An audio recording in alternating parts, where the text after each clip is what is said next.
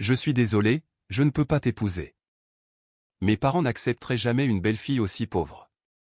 J'ai simplement souri et je suis parti. Ils n'avaient aucune idée de qui j'étais vraiment. Quelques jours plus tard, mon téléphone n'arrêtait pas de sonner. La première chose que Mireille Beaumont a faite lorsque je suis sorti de la voiture de Julien, ça a été de regarder mon ourlet, pas mon visage, pas mes yeux. L'ourlet de ma robe, bleu marine, parfaitement taillé, sans marque de créateur qu'elle pourrait reconnaître. J'ai regardé ses yeux s'y attarder exactement une seconde de plus que la politesse ne l'exigeait, et j'ai pensé, le voilà, l'indice, celui qui vous dit tout sur une personne avant même qu'elle n'ait prononcé un seul mot. Elle a souri après cela, un arrangement figé et crispé de muscles qui n'avait rien à voir avec de la chaleur humaine. « Julien » a-t-elle dit en lui touchant le bras, regardant au-delà de moi, « tu as l'air maigre. Est-ce que tu manges bien ?» Julien m'a serré la main. Sa paume était moite. J'ai enregistré ce détail, moi aussi. Le cercle de Chantilly sentait la vieille fortune, les lys frais et ce genre de silence spécifique qui s'installe dans les pièces où tout le monde connaît déjà la valeur nette de tous les autres. Des sols en marbre d'Italie, des lustres en cristal ancien, ce murmure prudent et théâtral de gens qui ont confondu richesse et sophistication depuis tellement de générations qu'ils ont oublié qu'il y a une différence. J'avais été dans une centaine de pièces comme celle-ci. J'avais acheté des immeubles qui contenaient des pièces comme celle-ci. J'ai traversé le hall, les épaules en arrière et le visage neutre, et j'ai laissé Mireille Beaumont nous guider vers la salle à manger privée comme si elle me faisait une faveur. Charles-Édouard Beaumont était déjà assis, faisant tourner du scotch dans un verre en cristal, arborant l'expression d'un homme qui avait décidé de l'issue de la soirée à l'avance.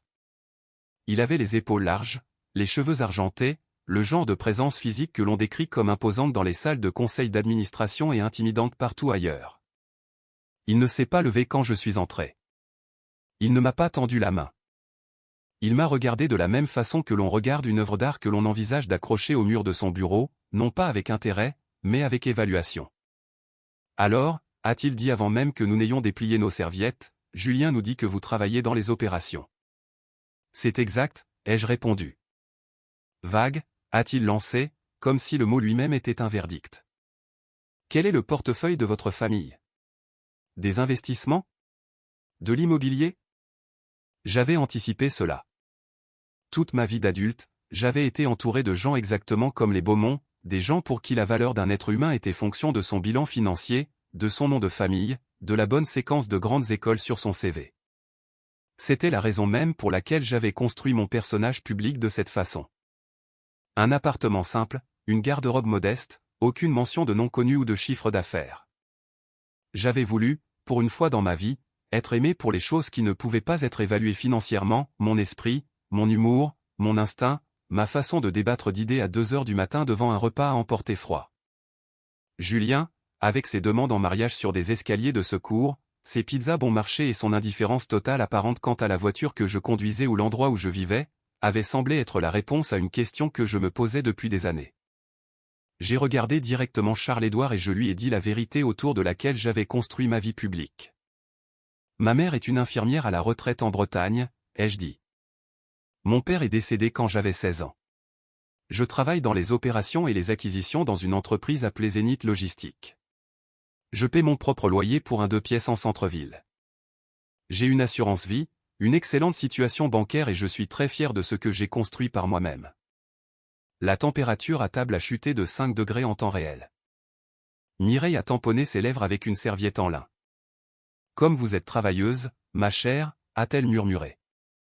La condescendance était si épaisse qu'on aurait pu l'étaler sur du pain. La respiration de Julien était devenue saccadée à côté de moi. Je pouvais l'entendre. Pendant 10 minutes, les seuls sons dans la pièce furent ceux des couverts et de la glace. Puis Charles-Édouard a posé sa fourchette, a regardé un point sur le mur derrière la tête de Julien et a dit « Julien, ta mère et moi avons besoin de te dire un mot dans le couloir. » Julien s'est levé si vite que sa chaise a raclé le sol. Il ne m'a pas regardé. Il les a simplement suivis dehors comme un chien qui avait été dressé si minutieusement qu'il n'avait plus besoin de laisse. Je suis resté seul à leur immense table, entouré de homards à moitié mangés, et j'ai chronométré sur ma montre 12 minutes et 40 secondes. J'ai passé ces 12 minutes et 40 secondes à faire quelque chose que les Beaumont n'auraient jamais espéré. J'allais parfaitement bien. Pas de paume moite, pas d'estomac noué. Je me suis tenu droite, j'ai respiré calmement, j'ai regardé les serveurs faire semblant de ne pas me remarquer, et j'ai pensé, avec une clarté qui semblait presque clinique, il va revenir et mettre fin à tout ça. Et il va s'excuser comme si cela faisait de cette décision la sienne plutôt que la leur. J'avais raison sur les 2 points. Quand Julien est revenu, son visage avait la couleur de la vieille craie. Il m'a demandé si nous pouvions prendre l'air, désignant les portes de la terrasse, et je l'ai suivi dans le froid parce que je voulais l'entendre le dire à voix haute. Le brouillard était épais au-dessus du terrain de golf. L'enseigne en néon du club projetait une lumière verdâtre sur tout. « Je suis désolé », a-t-il dit haut et parfaitement taillé. « Pourquoi, Julien ?» Les mots sont sortis d'un trait, la honte et le soulagement emmêlés, le son d'un homme qui a porté quelque chose de terrible et qui le pose enfin. Ses parents y étaient catégoriquement opposés. Une belle-fille pauvre serait un embarras social et financier. Il serait déshérité. Il était désolé. Il était tellement désolé. J'ai attendu qu'il finisse. « Tu l'es choisi plutôt que moi ?» ai-je demandé. Il a regardé le sol. Ce silence. J'ai entendu beaucoup de silence dans ma vie, le silence d'un conseil d'administration avant un vote, le silence après le rejet d'une lettre d'intention, le silence d'une pièce quand les chiffres tombent et qu'ils sont soit très bons, soit très mauvais, mais ce silence sur cette terrasse, dans ce brouillard verdâtre, a été la chose la plus bruyante que j'ai jamais entendue. C'était une phrase complète. C'était un paragraphe. C'était la réponse à toutes les questions que j'aurais dû poser 6 mois plus tôt. Quelque chose à l'intérieur de moi s'est tout simplement éteint, pas de façon dramatique, pas avec des larmes ou en élevant la voix.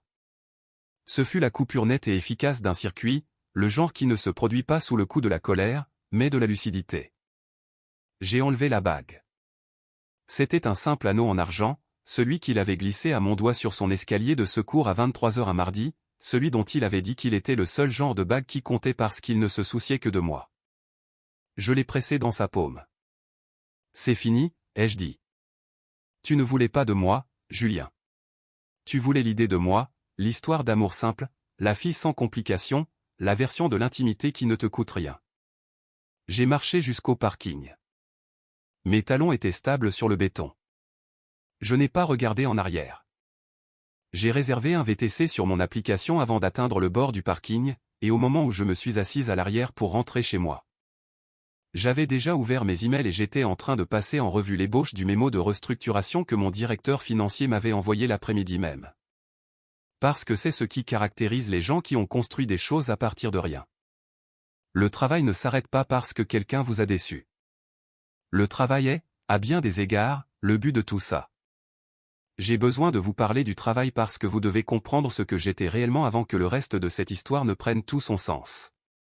J'ai grandi dans un appartement de 3 pièces à Clermont-Ferrand. Mon père était électricien. Ma mère était infirmière aux urgences, elle enchaînait les doubles gardes le week-end et tenait sur le réfrigérateur un tableau de budget à code couleur qui suivait chaque euro qui entrait et sortait. Quand mon père est mort d'un accident cardiaque à 44 ans, sans prévenir, un mardi après-midi, parti avant l'arrivée du SAMU, ma mère ne s'est pas effondrée. Elle a pris un 3e roulement. Elle l'a fait pendant 2 ans pour que je puisse aller dans une grande école sans contracter d'emprunt étudiant. Je l'ai remboursé. Chaque euro, avec des intérêts qu'elle a refusé d'accepter, et que j'ai discrètement déposé sur un compte d'épargne à son nom, que je lui ai révélé pour son 65e anniversaire. Mais c'est une autre histoire. J'ai financé mes études de commerce grâce à des bourses et des emplois à temps partiel, j'ai obtenu mon diplôme en tête de ma promotion et j'ai accepté un poste dans une entreprise de logistique de taille moyenne à Lyon. J'y ai passé 4 ans à apprendre exactement comment les chaînes d'approvisionnement échouent, les points de pression spécifiques, les schémas de mauvaise gestion, les angles morts opérationnels qui transforment des entreprises rentables en désastres coûteux. Ensuite, je suis parti et j'ai construit quelque chose par moi-même. Zénith Logistique a été constitué en 2016 avec 3 millions d'euros de capital d'amorçage, la majeure partie venant de moi, le reste de 2 investisseurs qui m'avaient vu travailler et avaient décidé que le risque en valait la peine. La thèse de l'entreprise était simple. Nous repérions des sociétés de logistique et de distribution qui étaient solides sur le plan opérationnel mais gérées de façon catastrophique, nous les acquérions à des valorisations dépréciées, nous reconstruisions la structure de direction et le cadre opérationnel de A à Z. Et soit nous les conservions pour leur flux de trésorerie, soit nous les revendions à des multiples qui rendaient tous les intervenants très heureux.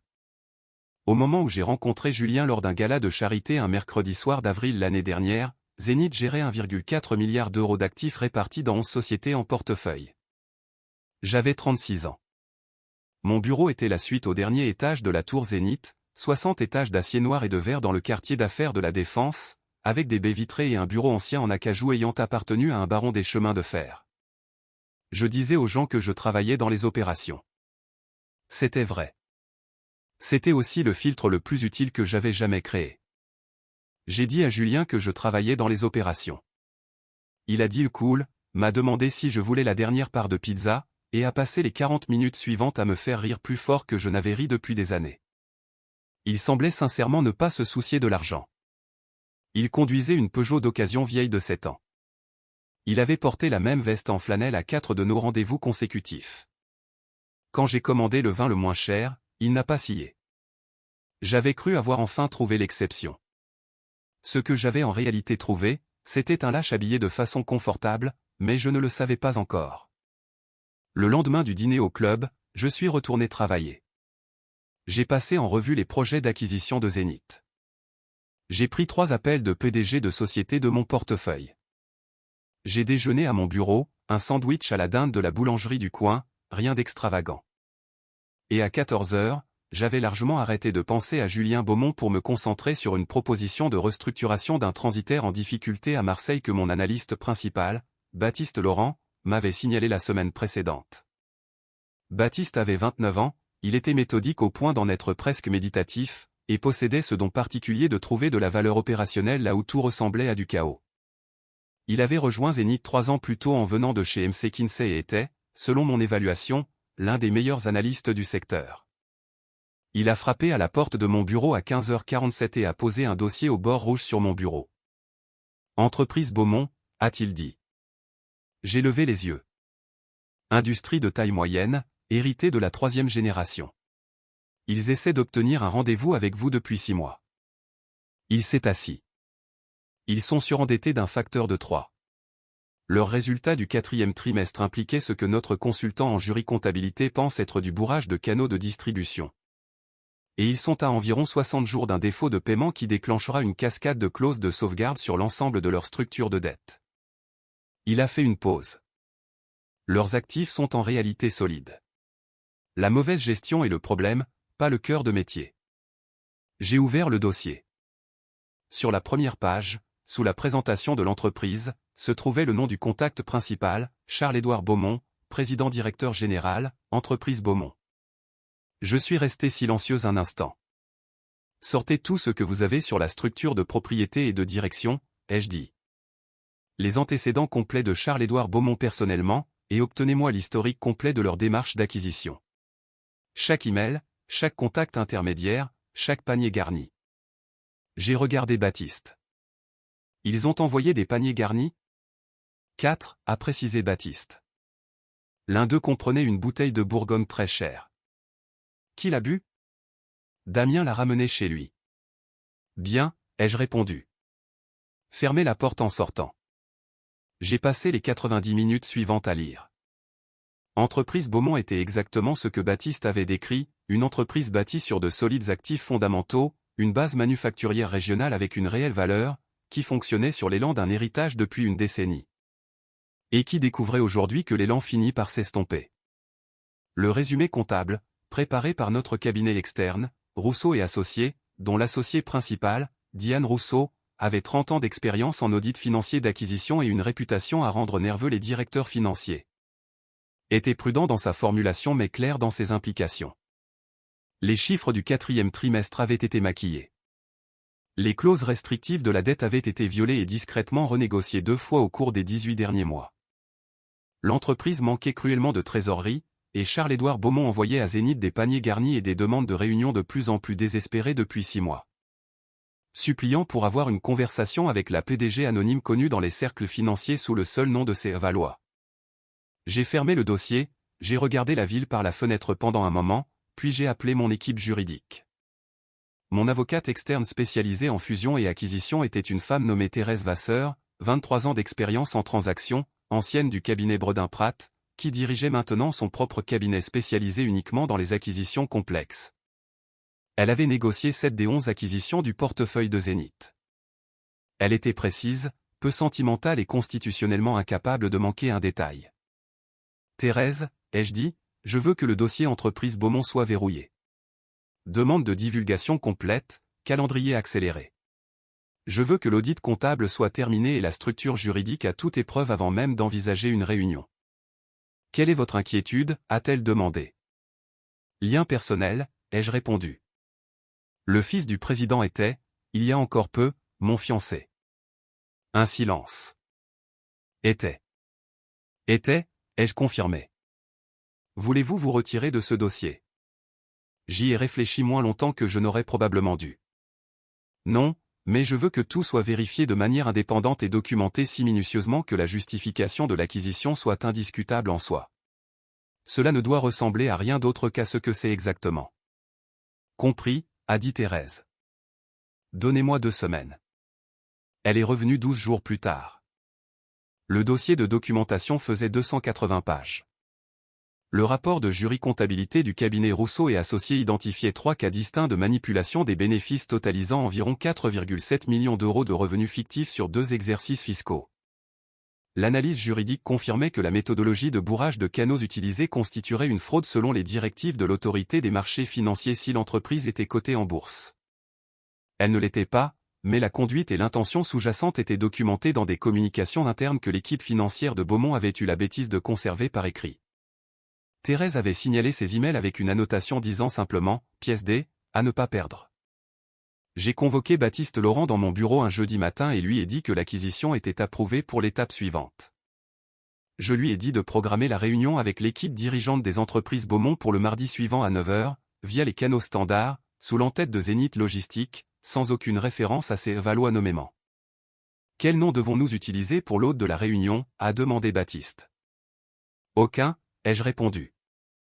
Juste l'entreprise. Ils savent qui ils viennent voir. Il a hoché la tête.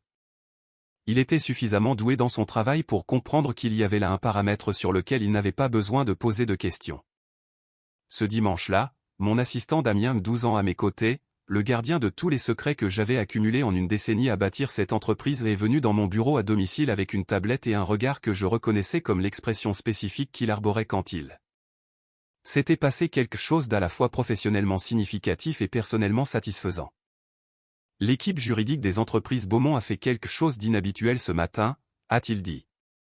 Apparemment, quelqu'un dans leur bureau a enfin effectué une recherche approfondie sur le registre des sociétés non expurgées, celui qui n'est pas indexé publiquement. Il a posé la tablette sur mon bureau. Il voulait vérifier la structure de propriété avant la réunion de mardi. Le document officiel était à l'écran. Le nom légal complet de la fondatrice, actionnaire majoritaire et PDG de Zénith Logistique, Chloé-Éléonore Valois. Cela explique les 12 appels en absence depuis 8 h du matin, a souligné Damien. Je me suis adossé à mon fauteuil. Il y a autre chose, a ajouté Damien. Il a fait glisser l'écran vers une page de réseau social. Le compte de Mireille Beaumont était lié dans les documents d'identification que l'équipe de Charles-Édouard avait soumis dans le cadre de leur dossier de divulgation. Le genre d'oubli procédural spécifique qui se produit lorsque des avocats travaillent vite et paniquent. Tout en haut de son fil d'actualité, publié 3 jours après le dîner au club, se trouvait une photo. Julien et ses parents riant dans ce qui était clairement la même salle à manger privée. J'avais été recadré hors de l'image avec ce genre de retouche désinvolte et négligente qui suggère que la personne derrière l'écran ne pensait pas que cela valait la peine d'y consacrer plus d'efforts. La légende disait, tellement fier de notre Julien pour avoir fait le bon choix. Notre famille mérite la royauté, pas un cas social. Nous avons échappé au pire, la famille avant tout. Je l'ai regardé pendant un long moment. Le terme qui m'est resté à l'esprit a été cas social. Non pas l'insulte en elle-même, mais l'architecture spécifique de la croyance qui la sous-tendait. La certitude absolue et confortable qu'une femme qui payait son propre loyer et répondait honnêtement sur ses origines était par définition inférieure. Que la réponse honnête, celle que j'avais donnée sans honte parce que je n'avais aucune raison d'avoir honte, était une preuve d'inadéquation plutôt qu'une preuve de caractère. Bloquer les appels jusqu'à mardi, ai-je dit. Tous. Julien, Charles-Édouard, Mireille. S'ils envoient un email, la réponse automatique sera la communication standard du calendrier d'acquisition. Et s'ils se présentent au bâtiment? Ils ne le feront pas, ai-je ajouté. Ils attendront. Ils ont trop besoin de nous pour risquer de nous offenser. J'avais raison. Ils ont attendu. Mardi matin, 8h45. Je les ai regardés arriver sur le flux de sécurité du hall depuis mon bureau au 62e étage. Ils n'ont pas fait une entrée triomphale. C'est la chose dont je me souviens le plus clairement. Les Beaumont, qui m'avaient jaugé de l'autre côté d'une table en marbre dans leur cercle privé et m'avaient trouvé insuffisante, ont traîné les pieds dans le hall de Zénith comme des gens qui venaient de réaliser que le sol sous leurs pieds était en verre. Le bâtiment faisait ce pourquoi il avait été conçu, communiquer l'envergure, communiquer la permanence, communiquer l'autorité spécifique d'une institution qui n'avait pas besoin de s'annoncer parce que tout en elle l'avait déjà fait. Charles-Édouard transpirait à travers son costume sur mesure. Il n'arrêtait pas de tirer sur son col. Mireille agrippait son sac Birkin, non pas comme on porte un symbole de statut social, mais comme on s'accroche à une bouée de sauvetage, désespérément, à deux mains, les jointures blanches. Et Julien. Julien ressemblait à un homme qui n'avait pas dormi depuis 3 jours, ce qui, étant donné qu'il avait passé ces 3 jours à appeler mon numéro bloqué depuis divers téléphones, était probablement exact. Je leur ai accordé 22 minutes dans la salle de conférence A. Je les ai observés sur le circuit fermé. Charles-Édouard faisait les 100 pas. Mireille restait assise complètement immobile d'une manière qui ressemblait moins à du sang-froid qu'à une personne qui avait cessé de faire confiance à ses propres jambes. Julien fixait la table. À un moment donné, Charles-Édouard s'est penché et lui a dit quelque chose dans un murmure sifflant. Et Julien a secoué la tête, et Charles-Édouard a agrippé le dossier d'une chaise assez fort pour que ses jointures blanchissent. Je me suis levé de mon bureau à 9h07. Je portais un tailleur pantalon Saint-Laurent anthracite que j'avais acheté la semaine où Zénith avait franchi le milliard d'euros d'actifs. Celui que je ne portais que pour les réunions qui exigeaient un type de présence spécifique. Des talons qui frappaient le marbre comme un marteau de juge. J'avais passé 22 ans à forger le genre de confiance qui n'a pas besoin de se mettre en scène, et je me suis laissé porter par elle le long du couloir. Damien m'a rejointe devant les portes de la salle de conférence. « Prête ?» a-t-il demandé. « Ouvrez-les » ai-je dit. Les 3 Beaumont ont bondi sur leurs pieds lorsque les portes se sont ouvertes. L'instinct des gens qui ont attendu et qui le savent, qui comprennent qu'ils sont en position de demandeur et essaient de compenser par le langage corporel. Ils avaient composé sur leur visage des expressions de bonne volonté institutionnelle, plein d'espoir, déférents, les masques de personnes qui ont besoin de quelque chose et essaient de ne pas montrer à quel point. Je franchis les portes sans les regarder. J'ai marché directement jusqu'au bout de la table. J'ai posé mon dossier. Je me suis assise. J'ai croisé les mains et j'ai levé les yeux. J'ai regardé les masques tomber par étapes. Charles-Édouard en premier, le sang quittant son visage avec la rapidité d'un homme qui vient de comprendre quelque chose de catastrophique. Sa bouche s'ouvrant sans produire de son. Son corps vacillant légèrement en arrière avant qu'il ne se rattrape sur le bord de la table. Mireille ensuite, poussant un son de sa gorge semblable à quelque chose de très petit et de très fragile qu'on écraserait. Sa main volant à sa bouche, ses yeux s'écarquillant puis se remplissant immédiatement de larmes. Julien en dernier. Et le visage de Julien a été le plus complexe des 3 parce qu'il est passé par l'horreur et la reconnaissance, puis, de façon poignante, par un bref éclair de quelque chose de désespéré et de plein d'espoir qu'il n'a pas réussi à étouffer assez vite pour le cacher. Le silence a duré 8 secondes. J'ai compté. « Vous êtes Madame Valois » a dit Charles-Édouard. Ce n'était pas tout à fait une question. C'était un homme lisant la dernière ligne d'un document et réalisant qu'il avait mal lu toutes les pages précédentes. « Madame Valois dans cette pièce, Charles-Édouard » ai-je répondu. J'ai ouvert le dossier d'acquisition. Les pages ont atterri sur la table en verre avec le bruit d'une porte qui se ferme. J'ai passé les 2 dernières semaines à examiner en détail la situation financière des entreprises Beaumont, ai-je dit. Vous êtes surendetté d'un facteur de 3.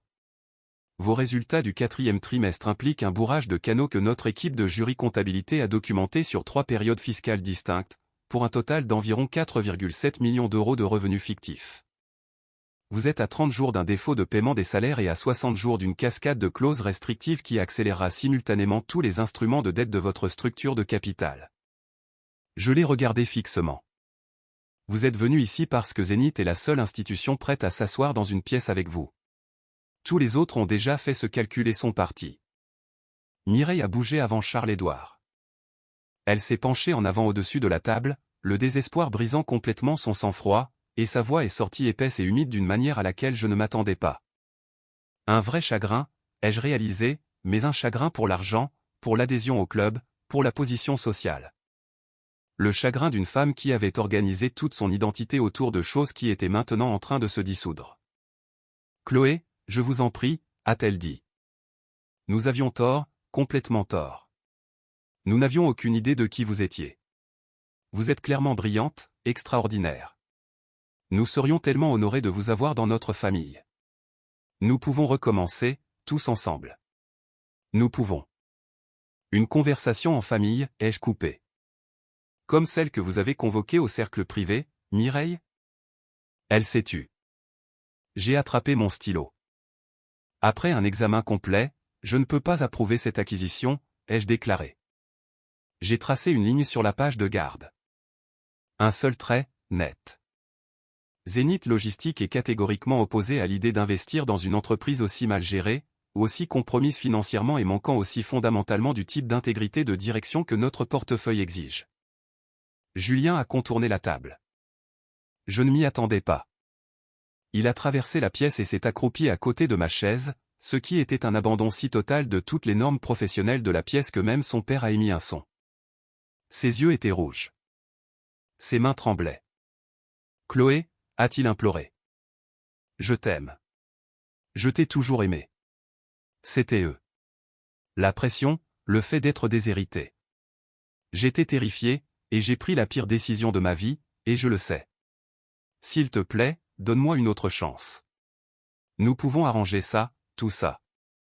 Je ne l'ai pas regardé. J'ai regardé Charles-Édouard. Mes relations personnelles ne sont pas pertinentes pour cette réunion, ai-je dit. Ce qui est pertinent, c'est que vos falsifications du 4e trimestre sont documentées dans votre propre correspondance interne, dont mon équipe juridique a conservé des copies.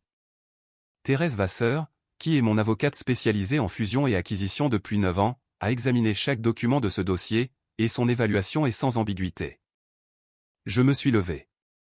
Julien est resté accroupi à côté de l'endroit où j'avais été assise, ce qui signifiait que je me tenais maintenant au-dessus de lui, ce qui, je m'en doutais, n'était pas la façon dont il avait imaginé la fin de cette conversation. La réunion est terminée. Damien va vous raccompagner. Vous nous tuez, a dit Charles-Édouard, pas avec colère, juste la constatation plate d'un homme qui est arrivé face à une réalité. Sans cette acquisition, nous sommes finis. Oui, ai-je répondu. Vous l'êtes. Vous faites cela à cause de Noël, a-t-il dit. À cause de ce que Mireille a posté. À cause du dîner. Je l'ai regardé un instant. Je fais cela, ai-je rétorqué, parce que votre entreprise est un mauvais investissement. Le dîner est la raison pour laquelle j'ai regardé d'assez près pour le confirmer. Si vous n'aviez pas été si confiant dans le fait que je n'étais pas digne de votre attention, vos avocats auraient peut-être fait la recherche dans le registre il y a 6 mois, avant que ce dossier ne s'aggrave autant. J'ai ramassé mon porte-document. Ce n'est pas mon problème, Charles-Édouard. C'est le vôtre. J'ai appuyé sur l'interphone. Damien, salle de conférence A. Les portes se sont ouvertes. L'équipe de sécurité qui est entrée, 2 hommes calmes et efficaces, dotés de ce professionnalisme spécifique des personnes qui ont escorté des parties réticentes hors d'une pièce suffisamment de fois pour que cela ne soit plus perçu comme dramatique par eux, n'a pas eu besoin d'intervenir physiquement. Charles-Édouard est sorti de lui-même, lentement, de la démarche d'un homme sur qui l'on vient de poser quelque chose de très grand et de très lourd. Mireille l'a suivi, pleurant sans essayer de s'arrêter. Le mascara coulait en ligne qu'elle ne prenait pas la peine d'essuyer. Julien s'est levé d'à côté de ma chaise. Il m'a regardé une dernière fois. L'escalier de secours, a-t-il dit. C'était réel. J'ai besoin que tu saches que c'était réel. Je sais que ça l'était, ai-je répondu. Ça n'a pas suffi. Les portes se sont fermées. La pièce était silencieuse. Je suis resté à la fenêtre un instant et j'ai regardé un faucon exploiter les courants thermiques au-dessus de l'immeuble d'en face, se laissant porter en cercle lent, sans effort, n'allant nulle part en particulier, entièrement dans son élément. Puis je suis retourné travailler. Le dépôt de bilan des entreprises Beaumont a fait la une de la presse financière 17 jours plus tard. Redressement judiciaire, la réaction en chaîne complète exactement comme Thérèse l'avait prédit. Le défaut des clauses restrictives a déclenché les clauses d'accélération, les clauses d'accélération ont déclenché les appels des créanciers, les appels des créanciers ont déclenché les saisies d'actifs, et toute la structure s'est effondrée comme le font toujours les structures surendettées. Avec une rapidité qui aurait semblé choquante si l'on n'avait pas lu le dossier. La propriété de la banlieue chic, celle avec les cours de tennis, le pavillon d'amis et les jardins entretenus par des professionnels, a été mise en vente dans les 30 jours. Leur adhésion au cercle de Chantilly a été révoquée pour non-paiement des cotisations la même semaine. Charles-Édouard a été visé par 2 poursuites d'investisseurs alléguant une fausse représentation de la situation financière. Les conclusions de la jury comptabilité que Rousseau et associés avaient préparées pour notre audit ont été assignées par l'avocat des plaignants dans la deuxième poursuite. Diane Rousseau a témoigné lors d'une déposition qui a duré 11 heures. Mireille a demandé le divorce en février. J'ai lu cela dans un bref entrefilet de la section économique du journal local, 3 paragraphes. La couverture lapidaire spécifique réservée à la chute de personnes qui n'avaient jamais été assez importantes pour avoir droit à des articles complets lors de leur ascension. Julien, d'après ce que j'ai entendu par le réseau de l'industrie, cette circulation silencieuse d'informations qui se déplace dans le quartier des affaires comme l'eau trouvant son niveau, n'a pas pu trouver de travail dans le secteur. Son nom était devenu associé à l'affaire Beaumont d'une manière qui le rendait inemployable dans le monde pour lequel ses parents l'avaient préparé. Il apprenait, pour autant que l'on puisse en juger, pour la première fois ce que l'on ressent quand on part de rien.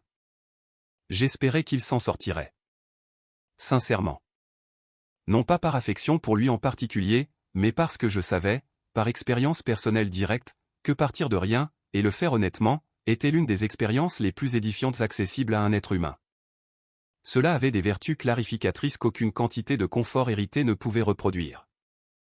J'ai retrouvé la bague en argent dans le tiroir de mon bureau un mercredi après-midi de mars, 6 semaines après le dépôt de bilan. J'avais oublié qu'elle était là. Je l'ai prise et je l'ai regardée un instant. La bague de l'escalier de secours, celle qui était censée signifier qu'il était l'exception, celle qui correspondait à tout ce que j'avais voulu croire à son sujet. Elle ressemblait exactement à ce qu'elle était, un simple morceau de métal. Je l'ai fait tomber dans la corbeille à papier. Elle n'a fait aucun bruit. Ce soir-là, j'ai commandé un pad thaï au restaurant du coin de ma rue, 14,50 €. La même commande que je faisais depuis que j'avais emménagé dans la ville 14 ans plus tôt, et je l'ai emporté sur le balcon de mon appartement terrasse pour le manger en regardant les lumières. La ville était très claire cette nuit-là, de cette clarté froide et vive qui ne se produit qu'à la fin de l'hiver, quand l'air a été récuré par une semaine de météo rigoureuse. Un SMS est arrivé d'un numéro inconnu juste après 21 heures. L'aperçu disait « Chloé, c'est Julien. Je suis debout devant ton immeuble. Je peux voir tes lumières. S'il te plaît, descends. Je n'ai plus rien. » J'ai lu la première phrase, j'ai supprimé le message et j'ai bloqué le numéro sans lire le reste. Je n'ai plus rien, 3 mots, la distance exacte entre qui il avait été et qui il découvrait qu'il devait devenir. Le début exact d'un genre d'éducation pour laquelle personne n'est volontaire, mais dont tous ceux qui y survivent ressortent grandis. Les Beaumont avaient regardé mes réponses honnêtes, ma robe simple, mon appartement de 2 pièces, et ils y avaient vu de la pauvreté. Ils ne comprenaient pas, ne pouvaient pas comprendre de l'intérieur de la vie qu'ils s'étaient construite, que la pauvreté n'est pas un solde bancaire. C'est la terreur de perdre une position héritée, une terreur si profonde qu'on en vient à jeter chaque chose réelle de sa vie pour la protéger. C'est l'aveuglement qui vient du fait de n'avoir jamais eu à construire quelque chose à partir de rien, de n'avoir jamais eu à découvrir de quoi on est réellement fait quand il n'y a plus de sol sous ses pieds et que personne ne vient vous aider. Je savais de quoi j'étais faite depuis l'âge de 16 ans, debout dans le couloir d'un hôpital en apprenant que mon père était parti, regardant ma mère redresser le dos et commencer à calculer ce qui devait se passer ensuite. C'était là mon héritage. Pas une adhésion à un cercle privé, pas un domaine entretenu, mais la certitude que l'on peut tout perdre et rester debout. La certitude que la chose que l'on construit de ses propres mains ne peut pas nous être enlevée de la même manière que les choses dont on hérite, parce qu'elle n'est pas séparée de nous. Elle est nous. J'ai terminé mes nouilles. La ville continuait de vivre, indifférente et magnifique. Je ne m'étais pas marié avec la royauté. Je n'en avais pas eu besoin. J'avais bâti un royaume pendant qu'ils astiquaient de l'argenterie héritée, et dans mon royaume, la seule personne à avoir jamais déterminé ma valeur, c'était moi. Je suis rentré à l'intérieur, j'ai posé le contenant vide sur le comptoir, Et je suis retourné travailler.